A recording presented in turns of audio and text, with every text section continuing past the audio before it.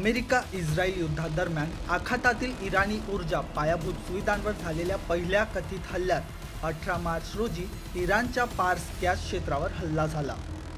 या हल्ल्यानंतर इराणने आपल्या शेजारी देशांना इशारा दिला की येत्या काही तासात त्यांच्या ऊर्जा प्रकल्पांना लक्ष्य केलं जाईल। या इशाऱ्यानंतर काही तासातच 19 मार्च रोजी इराणकडून कतारच्या रास लाफेन औद्योगिक शहरावर बॅलिस्टिक क्षेपणास्त्रांनी हल्ला करण्यात आला। कतारच्या संरक्षण मंत्रालयाच्या म्हणण्यानुसार या हल्ल्यात मोठ्या प्रमाणात नुकसान झालं आहे। जगातील सर्वात मोठ्या द्रवीकरण सुविधेवर म्हणजेच LNG प्रकल्पावर गेल्या 12 तासात झालेला हा दुसरा हल्ला आहे।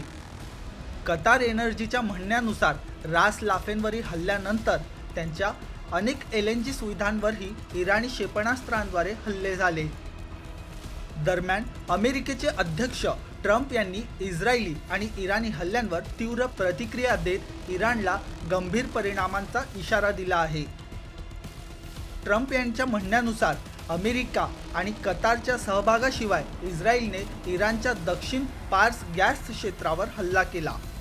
डोनाल्ड ट्रम्प यांनी इराणलाही असा इशारा दिला की जर इराणने पुन्हा कतारवर हल्ला केला तर अमेरिका कारवाई करेल।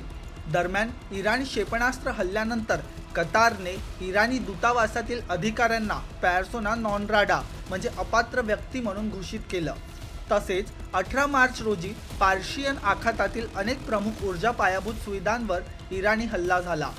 अलीकडेच रोखण्यात आलेल्या क्षेपणास्त्रांच्या हल्ल्यामुळे झालेल्या एका घटनेनंतर अबुधाबीमधील हॅप्टियन गॅस सुविधा बंद करण्यात आल्या आहे।